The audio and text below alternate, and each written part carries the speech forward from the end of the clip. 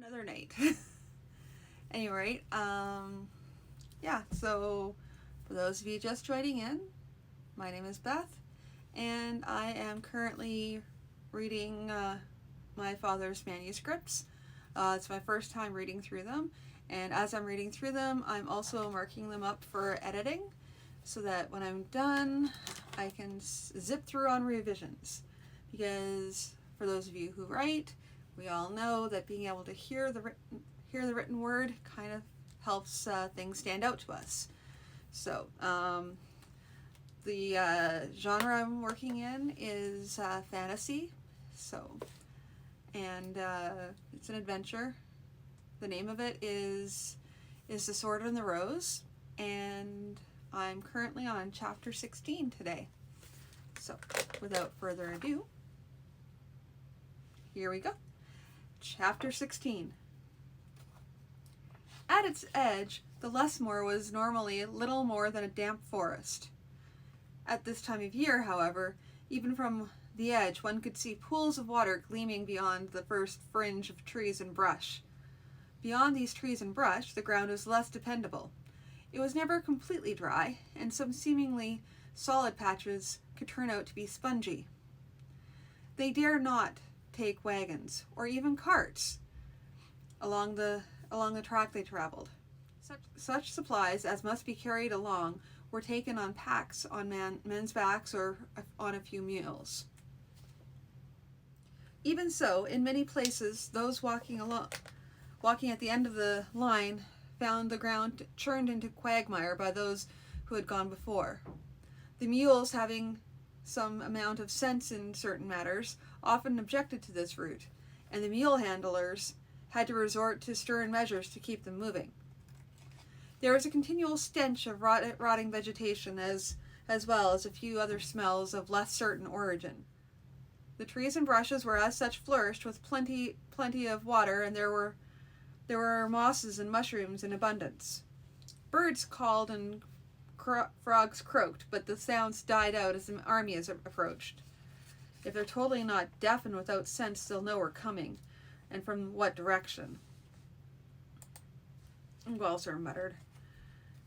They know, Melgup answered. When the Baron looked at him, he smiled briefly. Expect the worst, Lord, and all your surprises will be pleasant. They were ambushed about an hour into the swamp. The advance party had crossed a dark, sluggish stream and were toiling up the bank on the other side when arrows and crossbow bolts came hissing out of the brush above. Men cursed, men screamed, bodies fell, and an under-captain with an arrow through his upper arm shouted, "Forward!" Bringing a few with him, he charged at the brush. Many of the rest surged forward after him, though the ambushers fled before the attackers could gain close quarters. 2 bandits were brought down with arrows as they had fled, and the soldiers swore that the 2 had gone away with arrows in them, though there was no sign of any to be seen. So your Master Pembroke swore that this was a safe route, did he? Snarled Marquian. Gwalsor was too inflamed to remain polite. Were you born a fool, Dar Relevant, or did you study to become so? No promise was made about a safe route, merely that this route was not likely to be as dangerous as some of the others. Marquian slapped a hand to his sword, and Gwalsor stared at him, waiting. The knight holder dropped his hand from his sword hilt, but continued to glare. Marshal Foraith! Gwalsor called. How much longer until we reach the bandit hold? If we travel as fast as we've been doing, Lord, about another hour. Gwalsor nodded. We'll want to make good time then. They'll know we're coming. And from which direction? We don't want to leave them too much time to get ready for us. Yes, Lord. Nearly an hour later, they were ready to break out of the brush to attack the fort. There had been one other ambush, posted similarly to the first, but one of the ambushers had loosed an arrow too early. The archers of the advance party loosed a barrage of arrows into the ambush's cover. The advance party lost 2 in contrast to the 3 bandits dead, 1 wounded and fleeing. Now within sight of the rough fort of the bandits, Gwalsor held a hurried council. Can your men sweep the walls? He asked the captain of the archers. The captain nodded.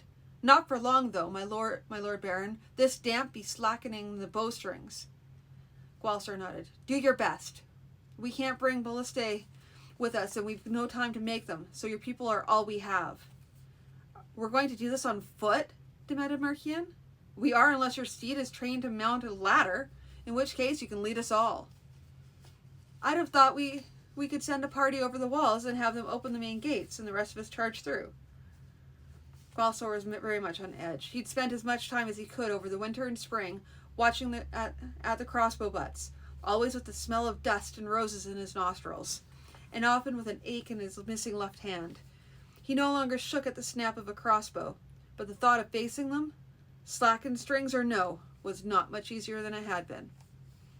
With the numbers involved are irrelevant, by the time the party inside has opened the gates, the battle will be nigh done. He would have carried on to ask if perhaps Darrellevant's intention was but a calm "Loxoya, my lord," at his shoulder brought him to his senses. He drew a deep breath. So then, are there any other questions? He looked around at the gathering. Let us get to it then. The word is the sword and the rose. As the archers quick stepped through the screen of brush to take up their position, Gwahlsor muttered to McAlthop. Stay with me, Melga, and make sure I run in the right direction. You do well enough at Gwilla's Hold last spring. Gwahlsor forced a smile. I was busy working my way through the brush. Then by the time I got thinking about it, there I was with an army spread out behind me and nowhere to run to. And now there is no more time to talk. Men with scaling ladders were running forward, and Gwahlsor drew his sword and ran behind them, beginning to shout, "The sword and the rose! The sword and the rose!"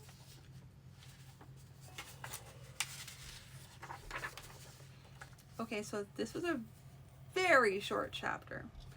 As a matter of fact, it was only 4 pages of like 8.5. So I am actually thinking I might just do another chapter, just because it was super short.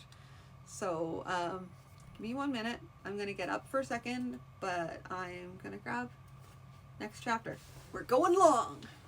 Alrighty. So without a further ado, I bring you also chapter 17. For all of the misgivings of the under-captain in charge of the archers, the bandits did not show their heads above the stockade until the scaling ladders thumped against the walls. Gwahlsor had to leave his sword in the scabbard in order to have a hand free to balance on the ladder.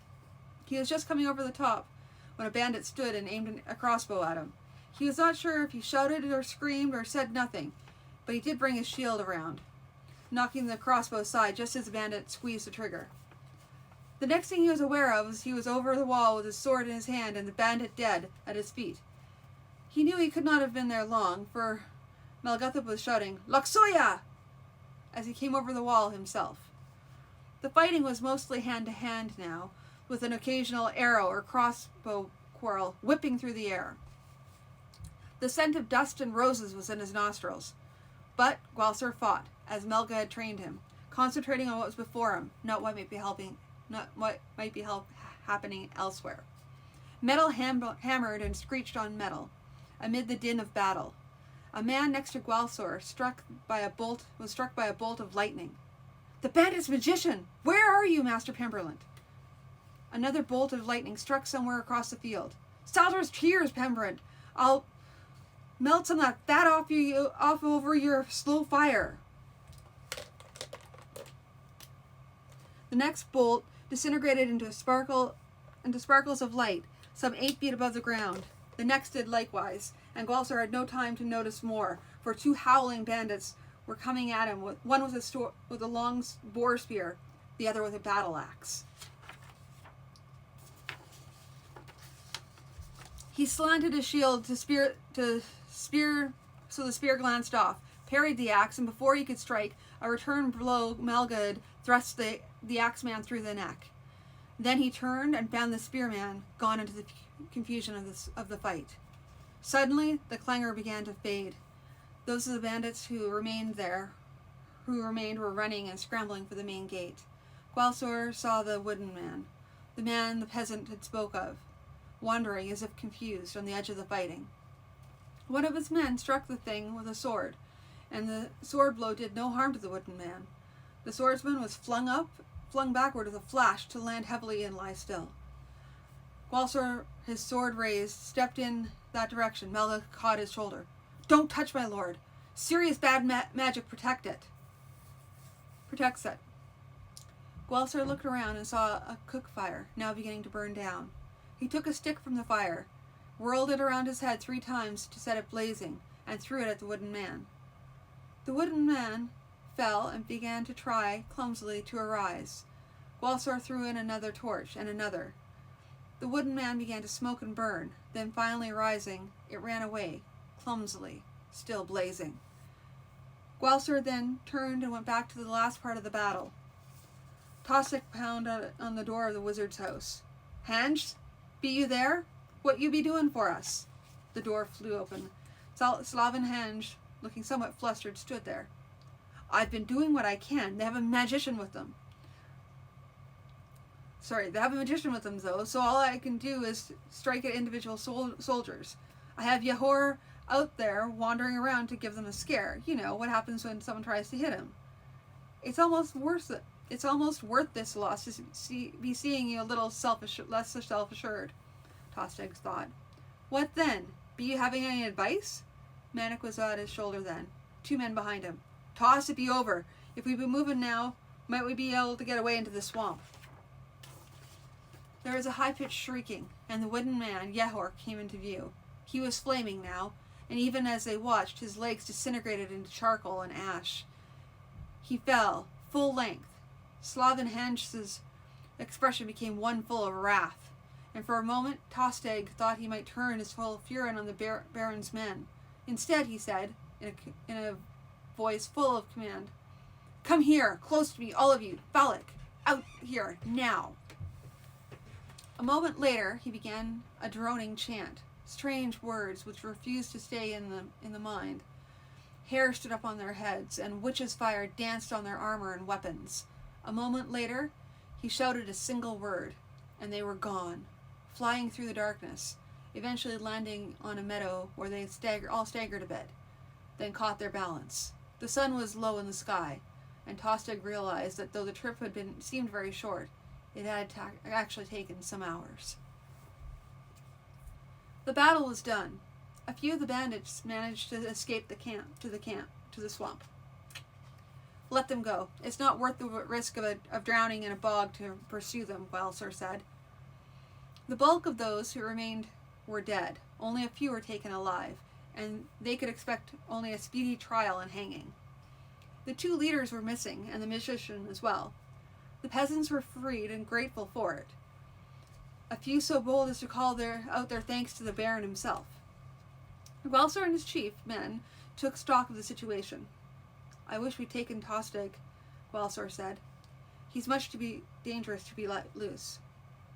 "He'll show up again, my lord," said Melgathop. "But he's not so dangerous like before. We broke his strength. And he'll have to be dealt with before he can gather so much strength again." They went around to the bandits' shacks, hauling anything that was either useful or valuable, then set the shacks afire. As for the wizard's shack, they looked inside it, then tossed torches and retired to a safe distance.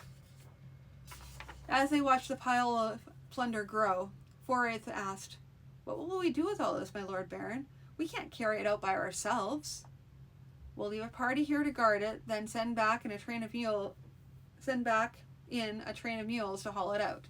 I'm sorry, I had to thought of this before we came." "What?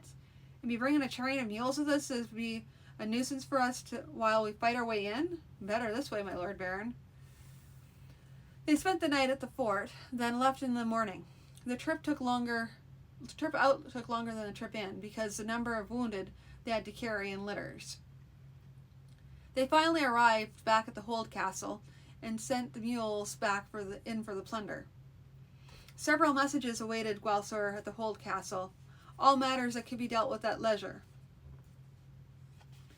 After seeing to his men, Gwalsor retired to his allotted quarters. The messenger went to the door of Marquis and Darherlevant's quarters. Message for the King Knightholder, he told the guard. The guard looked him over, then shrugged. He rapped on the door.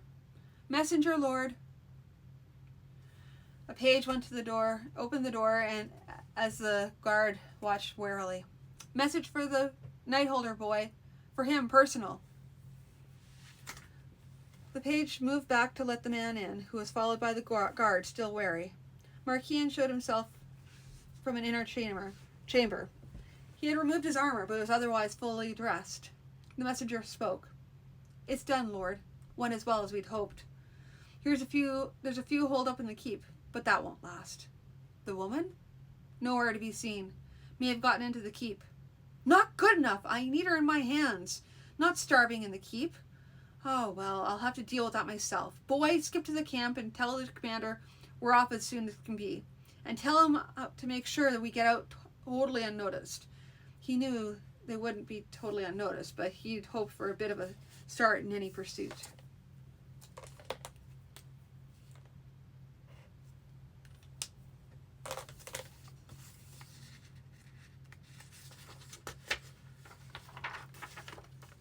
Yes, lord.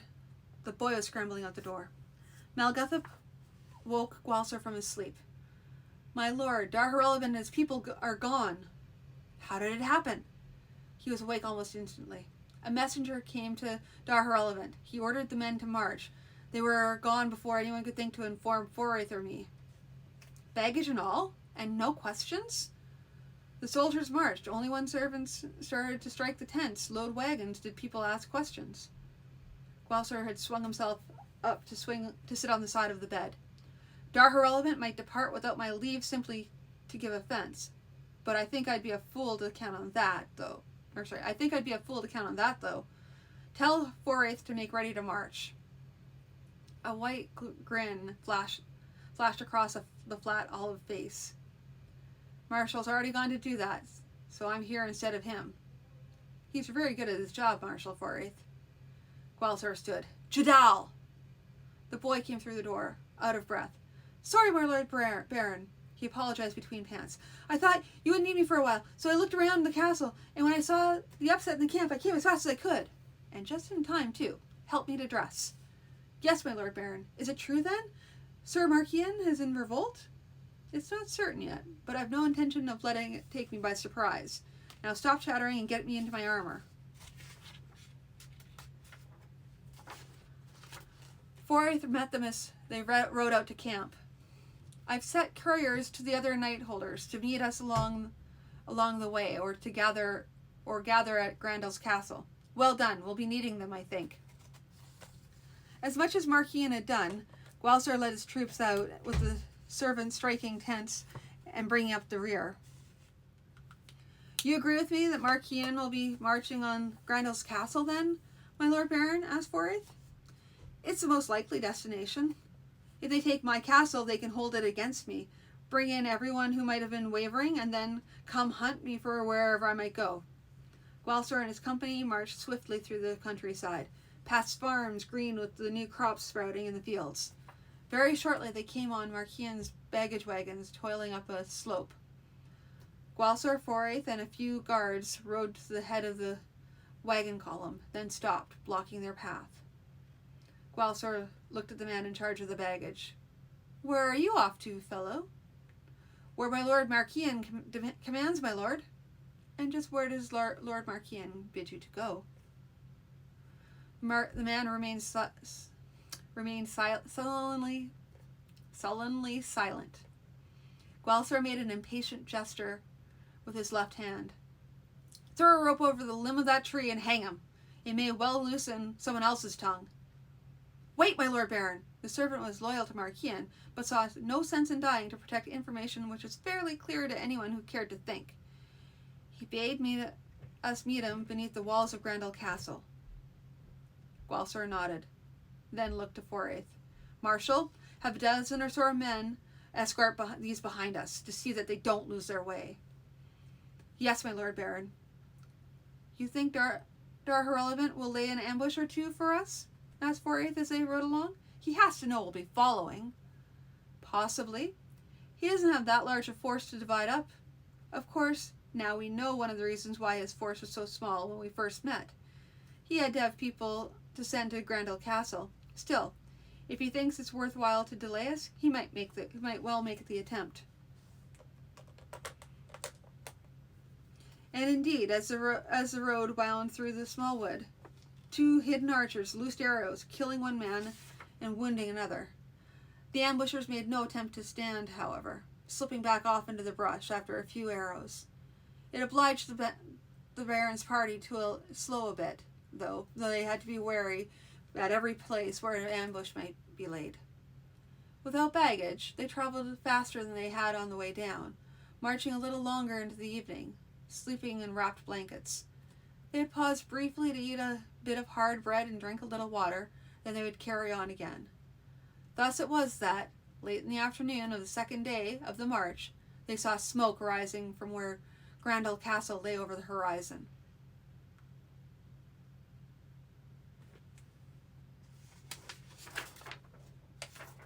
Two very short chapters, leaving off on a cliffhanger. Yep, and that is all for tonight.